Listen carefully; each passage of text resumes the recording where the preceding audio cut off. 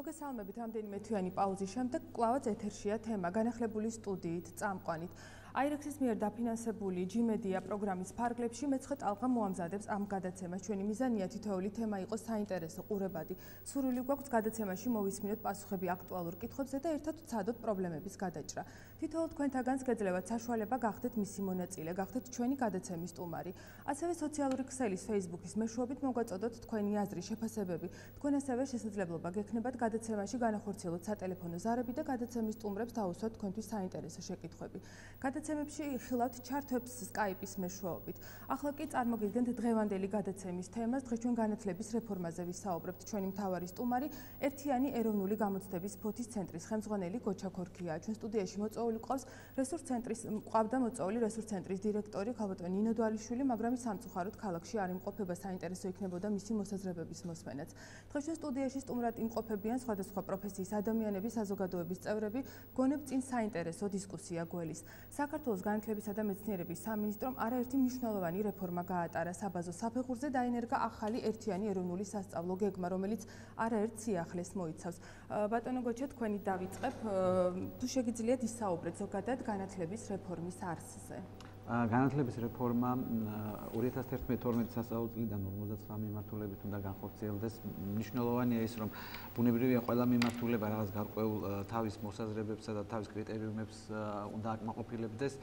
მუშაობის პროცესში თავად რეფორმის განხორციელების ალბათ საზოგადოების აზრი ძალიან მნიშვნელოვანი, იმდენად რამდენადაც ის ხარვეზი და ამ რეფორმის კონკრეტული მიმართულებების დადებით და უარყოფითი შედეგების შესახებ საუბარი მხოლოდ მას შემდეგ შეიძლება, როდესაც უკვე რეფორმის პირველი წლის შედეგები იქნება სახეზე.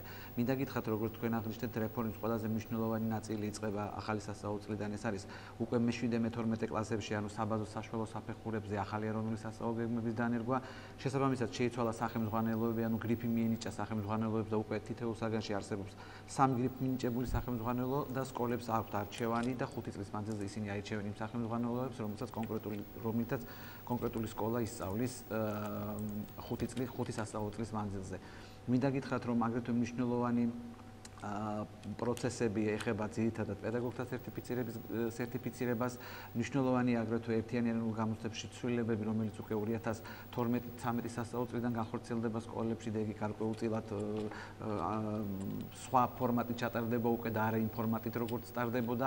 მნიშვნელოვანია აგრეთვე ისიც, რომ სოციალურად დაუცველი მოსწავლეებისა და მრავალშვილიანი ოჯახებისათვის სპეციალური სოციალური პროგრამის ფარგლებში ყველა ასეთი ოჯახის მოსწავლეს შესაძლებლობა ექნება სახელმწიფოსაგან უსასყიდლოდ მიიღოს სახელმძღვანელოები.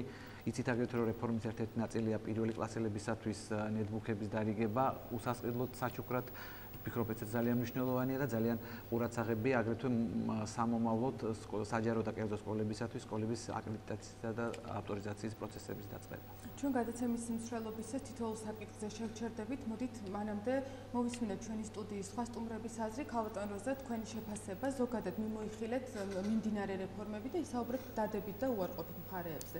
ქალბატონი როზა ადამია, ცნობილი პედაგოგი.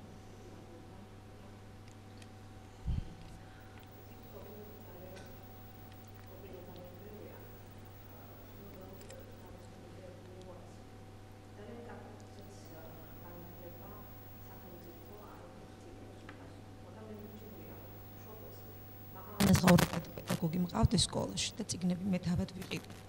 ანუ აქედან იწყება ყველაფერი. ეს არის ადამიანის შინაგანი დახვეწა, მისი სრულყოფა და მხოლოდ გარეგნული ელემენტებით მისი შელამაზება, არავითარ შემთხვევაში მე არ ვეთანხმები ის განათლება. ნუ ახლა რა თქმა უნდა, პრობლემები ძალიან ბევრია. კონკრეტულად, დავშვათ კონკრეტული თემა, კონკრეტული საკითხი. ამის საშუალება ჩვენ გადაცემის მსვლელობისას გვექნება. მოდით ახალგაზრდების აზრით მოვისმინოთ. თამარ, გისმენთ, მაინტერესებს შენი შეფასებები მიმდინარე რეფორმების. პირველ რიგში მოგესალმებით. მადლობას გიხდით სტუდიაში მოწვევისათვის. თამარ ლონტი, სტუდენტი. გავიარე ერთიანი ეროვნული გამოცდები და ვისაუბრებ კონკრეტულად აი ამ კუთხით. ვთვლი რომ ერთიანი ეროვნული გამოცდები არის თითოეული მოზარდისათვის საუკეთესო შესაძლებლობა გამოავლინოს თავისი ცოდნის მაქსიმუმი და მოხდეს უმაღლეს სასწავლებელში. ჩვენ ვიცით რომ უმაღლესი სასწავლებელი და ის პროფესია რომელსაც ვიღებთ გარკვეული 3-4 წლის განმავლობაში გვეხმარება მთელი ცხოვრების განმავლობაში წარუძღვეთ ჩვენს ოჯახს გქონდეს გარკვეული შემოსავალი. აქედან გამომდინარე ის პროცესები რაც მიგვიყვანს ეროვნულ გამოცდამდე თუ წარიმართება სწორად ანუ მაქვს საუბარი სკოლაში ბავშვების აღზრდაზე და იმ რეფორმებზე რაც ხორციელდება სკოლაში და შემდგომ უნივერსიტეტში თითოეულ ჩვენგანს მისცემს საშუალებას თავისი ცხოვრება წარმართოს სწორი კუთხით. ბატონ ზურაბ, თქვენი შეფასებები საინტერესოა მიმდინარე რეფორმებთან. დიდი მადლობა ქალბატონ თეა, დიდი მადლობა ტელევიზიას გისურვებთ წარმატებებს. ნამდვილად აუცილებელია რომ ეს ამგვარი დისკუსიები იყოს ხშირი, რამეთო სამწუხაროდ ძალიან ხშირად ხდება რომ განათლებაზე საუბრობენ ის ადამიანები, რომლებიც საერთოდ არ არიან ამ საკითხში შეხედულები სამწუხაროდ. ერთი გაკვეთილიც არ ჩაუდარებია თქვა სკოლაში. არანაირი შეხება არ ქონიათ იმ რთულ პროცესთან, რასაც სასწავლო პროცესი ქვია და სამწუხაროდ აქეთ გვასწავლიდან ზოგჯერ ჭუათო და უხეშად გიგაუნდეს. ამასთანავე როცა მოვდიოდი, აი ასეთი საინტერესო მოსაზრება იყო ცნობილი ამერიკის სახელმწიფო მოხელის დემონ ვილსონის, რომელიც წერს რომ საქართველოს სკოლებში მენტალური რევოლუცია მიმდინარეობს. იქ Facebook-ზე იყო ეს დადებული სოციალურ გვერდზე ძალიან ბევრი მოწინააღმდეგეები, ძალიან შეურაცხყოფელი სიტყვებიც იყო, მაგრამ მე ვიტყოდი რომ ნამდვილად მენტალური რევოლუცია მოხდა. პირველ სხვა თუ არაფერი, ბოლო ამ 3-4 წელიწადში ერთგვარად ფასი დაედო თავად ატესტატის გაცემას, რომელიც სამწუხაროდ აი დაახლოებით 2003-2004 წლამდეც კი ერთგვარად გაუფასურებული იყო, რასაც თითოეული ჩვენთაგანი ხედავდით. გარდა იმისა, შეიძლება ითქვას, რომ მე ვასწავლი საგან მსოფლიო კულტურას და ძალიან ხშირად არის ასეთი იქ საზოგადოებასთან დამოკიდებულების სხვადასხვა საკითხებზე საუბარი და რაც მე რომელ სკოლებშიც მე მაგალითად ხედავ, ერთი ისა რომ აი ერთგვარი ქურდული მენტალიტეტი ახალგაზრდებიდან ნელ-ნელა იშლება. ეს მისასალმებელია ნამდვილად. როდესაც აი რამოდენიმე თუნდაც 1-10 წლის უკან ხედავდით რომ მოსწავლეების ძალიან დიდი ნაწილი თქვა ოცნებობდა რომ დამთავრებდა თქვა კანონიერი ქურდი ან საქმის გამჭები და რაღაცას ამისი მსგავსი საბედნიეროდ სახელმწიფოსაგან ქმედითი ნაბიჯების შედეგად მოხდა ეს ნამდვილად ეს მართლა რა უნდა იყოს რომ კაცმა ეს არ ნახოს მოხდა ის რომ აი ეს მენტალიტეტი ნელ-ნელა წარსულს ჩაბერდა და ღმერთმა უთნას რომ ისლამში დაბრუნებული იყოს რა თქმა უნდა.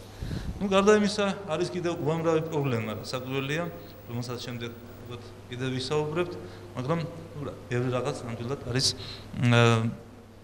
საინტერესო და ბევრი რაღაც დადებითი ნამდვილად განხორციელდა თქვათ ამ მაგრამ პრობლემებზე რა თქმა უნდა ვისაუბრებთ შემდეგ. ქალბატონ როზეს აქვს მოსაზრება თქვენს.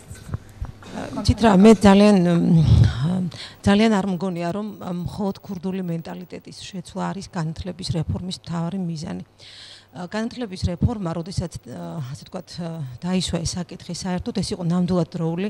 მე არ მინდა რომ გამოვიდე პედაგოგი ვარ და ვიცი რომ ყველაფერს საერთოდ აქვს თავისი დადებითი და თავისი უარყოფითი.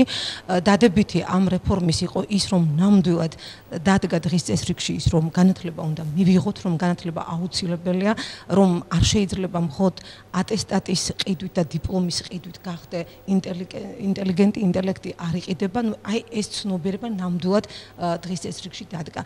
მაგრამ რეფორმა ჩემი აზრით უნდა იყოს ზრდადი და აი ეს ზრდის პროცესი შეჩერდა. ეროვნული გამოცდა, როდესაც იყო ერთიანი ეროვნული გამოცდა, ეს რა თქმა უნდა უფრო მეტ მოთხოვნას აყენებდა აბიტურიენტის წინაშე. დღეს კი უკვე როდესაც დაისვა საკითხი, რომ 8+1 იქნება და არ იქნება ეროვნული გამოცდები, ეს ძალიან ცუდია. მე ამას არ ვეთანხმები, იმიტომ რომ აბსოლუტურად როგორც პედაგოგს არ მიმაჩნია, რომ ის 8 გამოცდა არის საკმარისი იმისთვის, რომ ჩვენ მომავალ თაობას შინაგანად და ზუსტად მენტალური გარემო შეექმნას მაღალი ხარისხის. მე ნამდვილად ვეთანხმები ქალბატონ როზას, სამწუხაროდ ეს უნდა ითქვას, რომ კი, რაღაცები მოხდა, რაღაც მნიშვნელოვანი ძროები ნამდვილად შეინიშნება, მაგრამ ერთადერთი პრობლემა რაც ის არის, რომ სამწუხაროდ სკოლა არ გადაიქცა იმ ორგანიზმად, სადაც მოსწავლეთა უმრავლესობა უნდა მიდიოდეს სწავლის მისაღებად. სამწუხაროდ ეს არ მოხდა. მოდი მოვისმინეთ, რას ფიქრობენ ახალგაზრდები, ძალიან მაინტერესებს თქვენი პოზიცია აღნიშნულთან დაკავშირებით. იმზე კვარაცხელია. გამოწვევები მიაჩნია ყველაზე მნიშვნელოვან კომპონენტად რეფორმისა. თქვენი აზრი. იმზე კვარაცხელია, მოგესალმებით. ვეთანხმები რამდენიმე მოსაზრებას აქ გავრცელებულს და განსაკუთრებით ქალბატონს დაგეთანხმებით თქვენს მოსაზრებას. აბსოლუტურად ჩემი აზრით ერთადერთი წარმატებული რეფორმა იყო ეროვნული გამოცდები, რომელიც დღემდე წარმატებული არის ჩემი აზრით და ეს ეროვნული გამოცდები უნდა გაგრძელდეს მომავალში 8+1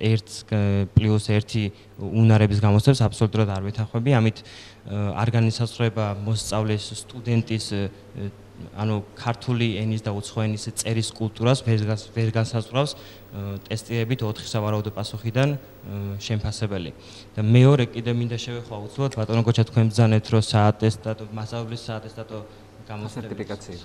ხო, იმას მინდა შევეხო რომ აუცილებელი მოთხოვნა არის ინგლისური და კომპიუტერის ცოდნა იმ მასწავლებლებისთვის, როგორც ჩემთვის ცნობილი არის და ამასაც არ ვეთანხმები, რადგან ბიოლოგიის, ფიზიკის და კიდევ სხვადასხვა მასწავლებლებს არის საჭიროება საქართველოში სახელმწიფოს, რადგან ჩვენი სახელმწიფო ენა არის ქართული, არ ვეთანხმები ამასაც რომ იყოს ინგლისური ენა მოთხოვნა და პლუს კიდევ ძალიან ქურდული მენტალობაო, ქურდული მენტალობა უკვე სკოლაში ჩემი აზრით ცოტა ისეთი თემა არის, სკოლაში უნდა მიიღოს ადამიანმა განათლება, მოსწავლემ, განათლება უნდა მიიღოს და არა ქურდული მენტალობა, ქურდული მენტალობა უკვე სხვა თემა არის, რომელიც უკვე ბატონო გოჩა ახლა სასერტიფიკაციო გამოცდებთან დაკავშირებით მინდა გითხრათ, იცით რომ პედაგოგთა სასერტიფიკაციო გამოცდა უკვე მესამე წელია, რაც მიმდინარეობს და ჩატარდება საქართველოს მასშტაბით. სასერტიფიკაციო გამოცდაზე თითეული პედაგოგი პირველ ეტაპზე აბარებს ორ გამოცდას. ბატონო გოჩა, ჩვენ გვექნება საშუალება ცალკე კითხვა დავსვა და ვფიქრობ, რომ უფრო დიდი დისკუსია გვექნება აღნიშნულ საკითხთან დაკავშირებით. მანამდე მინდა ვკითხო ქალბატონ მანონის ფსიქოლოგს. ძალიან ბევრი სიახლე უკავშირდება განათლების სამინისტროს მიერ ჩატარებულ რეფორმებს. აქ ძალიან ბევრ სიახლეზე ისაუბრეს, გაჟღერდა ფრაზა მოხდა მენტალური რევოლუციაო. თქვენი აზრი ამასთან დაკავშირებით, როგორ აისახება თითოეულ ადამიანზე დაწყებული მოსწავლიდან დასრულებული პედაგოგით ამდენი სიახლე, როგორ აისახება მათზე? შეგიძლიათ დადებითზე მესაუბროთ, შეგიძლიათ დაასახელოთ არგუმენტები გისმენთ. მოგესალმებით. მოხარული ვარ განახლებული თემა განახლებულ სტუდიაში რომ განახლდა და ყველანაირი რეფორმა გულისხმობს რაღაც მტკივნეულ გადაწყვეტას. რა თქმა უნდა, არის ბევრი ნიუანსი, საკამათო ხდება, მაგრამ მინდა გითხრათ, რომ პროგრესი არის, უდაოდ შეინიშნება პროგრესი და რაც შეეხება მენტალურ რევოლუციას. ეს არამხოლოდ ახლა უკვე რამოდენიმე ხანია მე ვამბობ, რომ საბედნიეროდ ახალგაზრდებმა დაისახეს მიზნად, რომ მიიღონ განათლება, მიიღონ პროფესია და ასე ვთქვათ, დიახ, სწორედაც ამას მე ხმამაღლა ვამბობ, რომ საბედნიეროდ და ახალგაზრდა თაობა მიხდა, რომ არ შეიძლება ყოველთვის იყო მშობელზე დამოკიდებული, რაც ჩვენ დასაუბედროთ, ჩვენთან ასე ტრადიციულად იყო, რომ დედა და მამა აუცილებლად მუდამ ზრუნავს შვილზე. და ჩემი თვალსაჩინო სწორედ ამაში მდგომარეობს ეს პროგრესი, რომ ახალგაზრდები მიხვდნენ, რომ თუ კარგად ისწავლიან, ანუ მიიღებენ სრულყოფილ განათლებას, ისინი აუცილებლად დაეუფლებიან რაღაც პროფესიას, რომელიც შემდეგ გახდება მათი შემოსავლის წყარო და ისინი ცხოვრებაში დაემკვიდრებენ ადგილს. რაც შეეხება აი, როდესაც გამიჯნეს წერან ბატონმა ზურაბმა, ქალბატონმა როზამ, რომ აი საატესტატო გამოცდების შემდეგ აუცილებელია ეროვნული გამოცდები, აქვს ამას რა თქმა უნდა თავისი ძალიან დადებითი მხარე, იმიტომ რომ სკოლაში საატესტატო გამოცდებს საშუალო დონის მოსწავლეც რაღაცნაირად აბარებს. ეს ალბათ შემდეგ დარეგულირდება, ჩვენ სანამ გადაცემა დაეწყებოდა, საუბრობთ მე და ბატონი ზურავი და რა თქმა უნდა, ყველა ხომ არ შეიძლება მოხდეს უმაღლეს სასწავლებელში, ქულებზეა საუბარი, ხო?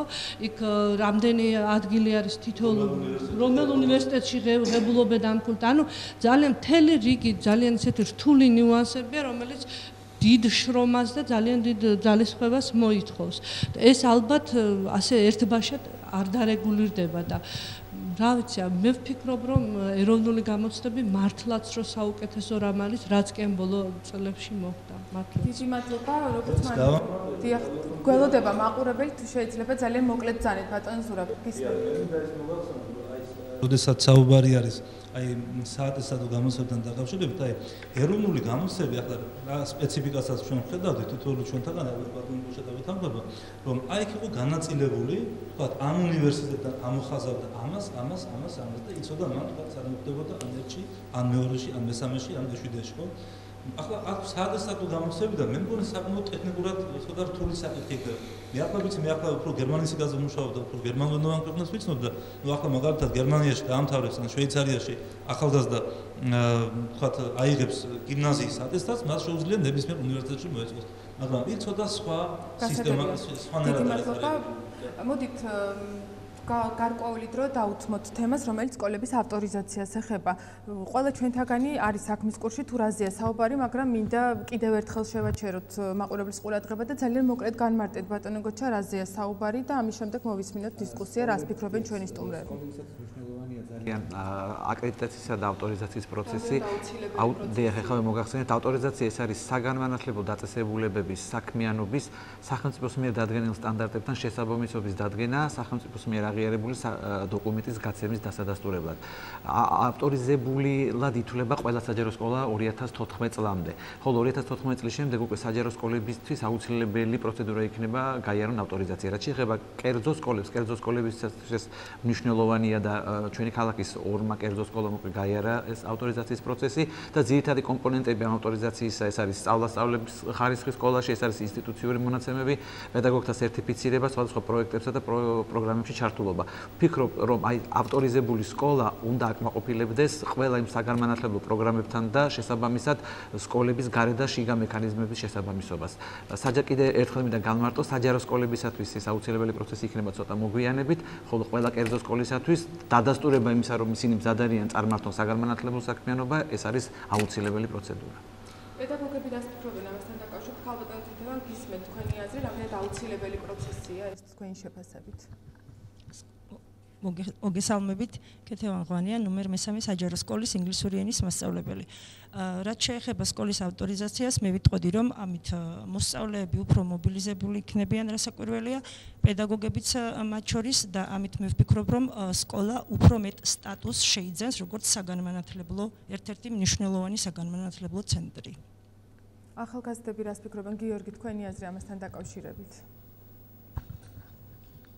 არსებობს პრობლემები ამასთან დაკავშირებით და მე ვიტყოდი რომ განათლების სფეროში არსებულ პრობლემებს შევეხო საერთოდ, იმიტომ რომ რაც შეეხება თვითონ განათლების რეფორმას და საერთოდ განათლების სფეროს.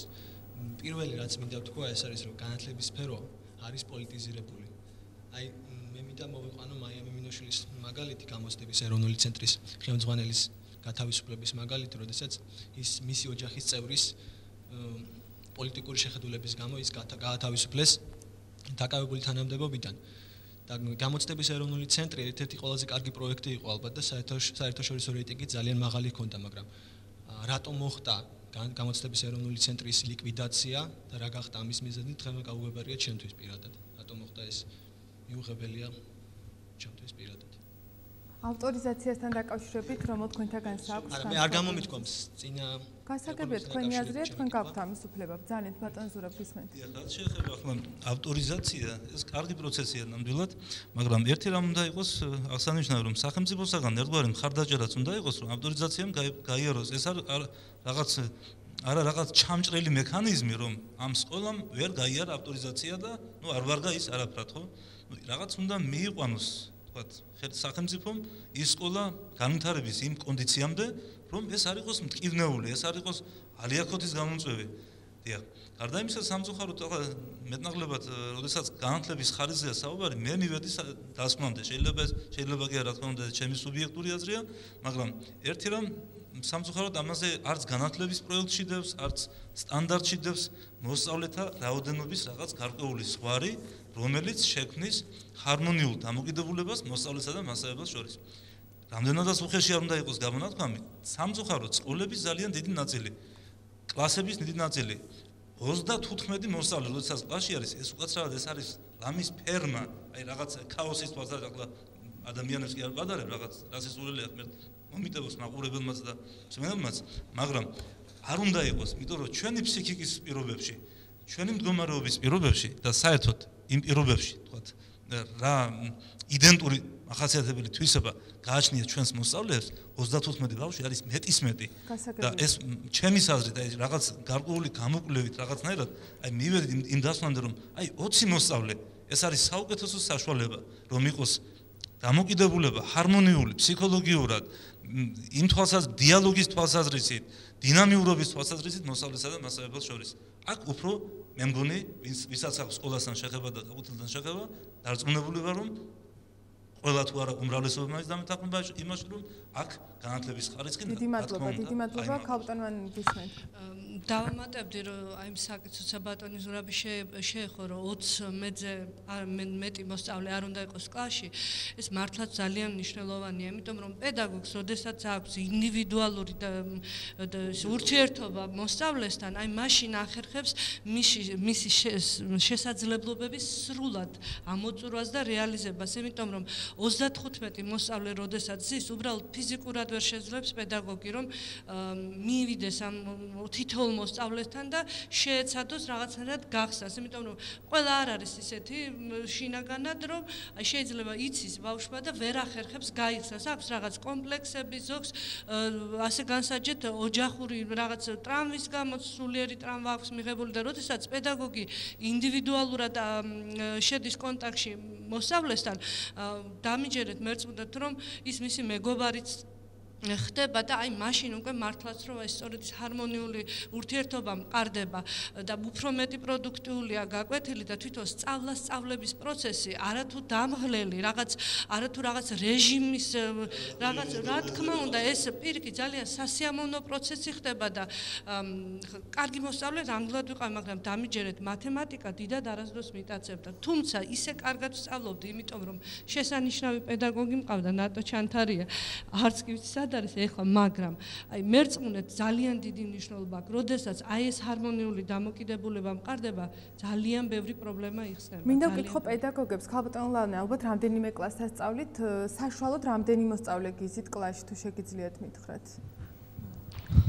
მოგესალმებით სასიამოვნო ესე ვთქვათ გადაცემის ახალი ფორმატით დაბრუნება ეთერში გილოცავთ რაც შეეხება თქვენ ავტორიზაციაზე საუბრობდით და მე არ vicი რამდენად ეხება ეხა კლასების კლასში მოსწავლეთა რაოდენობა ჯერ მაშინ ჯერ თემას ცოტა დაუბრუნდი კი ბატონო გავაგრძელოთ მე რამდენადაც ვიცი სკოლების ავტორიზაციას თავისი რაღაც გარკვეული პუნქტები და კრიტერიუმები აქვს ძირითადად ტრაფარეტული რომ სკოლა უნდა იყოს თავიდან ბოლომდე რეაბილიტირებული, უნდა იქონდეს სკოლა სპორტული მოედანი, უნდა ყავდეს წარმატებული, ესე ვთქვათ, კურსდამთავრებულები, სერტიფიცირებული მასწავლებლები, ინკლუზიური, ესე ვთქვათ, მოსწავლეებთან დამოკიდებულება, საბაზო საფეხურზე წარმატებულები, ოლიმპიადაში გამარჯვებულები და ასე შემდგომ.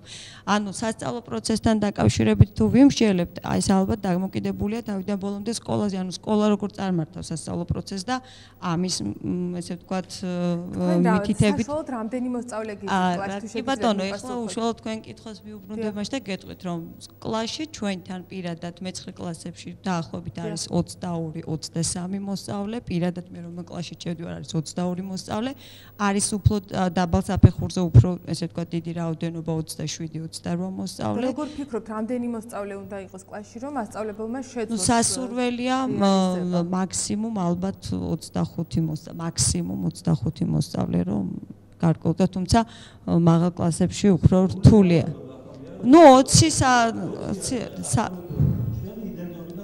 ქალბატონ როზას თუ შეიძლება გადააწოდეთ მიკროფონი, საინტერესოა თქვენი მოსაზრება ამასთან დაკავშირებით. მე საერთოდ არ ვეთქვები როგორც პედაგოგი და ჩემი ყველაზე დიდი ტკივილი ის არის რომ მე მიწევს 25 თუნდაც 25 ასე ვთქვათ მოსწავლესთან ურთიერთობა. იმიტომ რომ საქმეა შეიძლება კლასში 25 მოსწავლე იყოს, მაგრამ 25-დან მხოლოდ 3 გისმენდეს. ეს არ არის განპირობებული არც მასწავლებლის ძალიან დიდი ხელოვნებით, არც მისი ცოდნით. ეს არის რომ 25 მოსწავლესთან თითოეულთან მასწავლებელი ფსიქოლოგიურად ვერ იქნება, ასე ვთქვათ, იმ დონეზე, იმ სიმაღლეზე, როგორც უნდა იყოს მასწავლებელი. ეხლა ჩვენ გვავიწყდება ერთი რამ, შეიძლება არ გავიწდება უბრალოდ ამ წუთას, ხო, რომ პედაგოგი იყო, ეს არ ნიშნავს იცოდეს საგანი. პედაგოგი იყო, ეს ნიშნავს, რომ თითოეული მოსწავლის სულში შეაღწიოდა. ეხლა მე დავსვამ ერთ კითხვას, მე თუ 25 მოსწავლის სულში დღეს შევაღწიე, თუ მე 25 მოსწავლის ტკივილი ასე ვთქვათ, სიხარული გავიზიარე. დავამატოთ ამას ის შრომა, რასაც მე მთელი დღის განმავლობაში, ასე ვთქვათ, სკოლაში კიდევ მყავს 3-ჯერ 25 გავამბრავოთ, აი რა ანაზღაურება უნდა მივიღო სახელმწიფოსგან. და მე ყოფა თუ არა, აი ამ შრომისთვის ის ანაზღაურება ეს ჯერ ერთი საკითხავია და შემდეგ ამ ანაზღაურებას არავინ არ გაძლევს, ეს მე უნდა მოვიპოვო, ეს მეორე საკითხია, მე ძალიან შეურაც ყოფილი ვარ, იმიტომ რომ მე მოსაპოვებელი მაქვს პედაგოგობა. ანუ ჩემი ასე ვთქვათ 20 წლიანი სამუშაო გამოცდილება არ არის საკმარისი იმისთვის, რომ მე ვიწოდებოდე პედაგოგად და ეს მე უნდა მოვიპოვო იმით, რომ უნდა ასე ვთქვათ, კი მე არ ვამბობ, რომ ჩვენ სიახლეები უნდა ვიცოდეთ, მაგრამ მაპატიოს ყველა მე ძალიან კარგად ვიცი ენების ფასი, მაგრამ მე ამ წუთას ვარ იმ ასაკში, რომ არანაირად არ შემიძლია ვისწავლო ინგლისური სრულფასოვნად, რომ ჩავაბარო, რომ ნანატრი 1500 ლარი დავიმსახურო. ამიტომ, ნუ უკიდურეს შემთხვევაში, ჩემი სტადიამასწავლებელი შეიძლება სკოლიდან წავიდეს.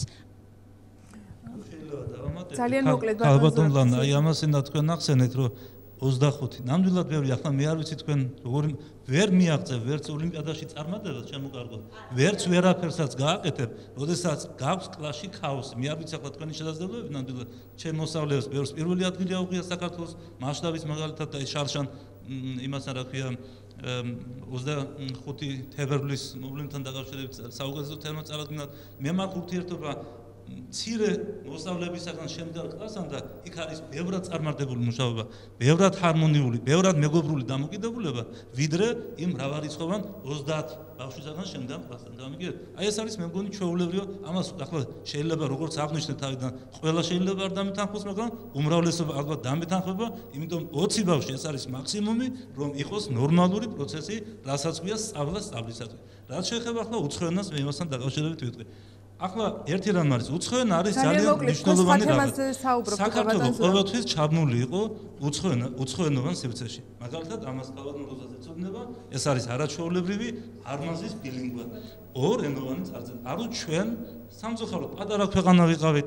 დიდი მადლობა ბატონ ზურაბ, სხვა თემაა, ძალიან დიდი მადლობა. გიორგი, რაიმეს ხომ არ დაამატებდი აღნიშნულ საკითხთან დაკავშირებით? ბრძანეთ, შეგიძლიათ. რა თქმა უნდა, თეკლე გისმენთ.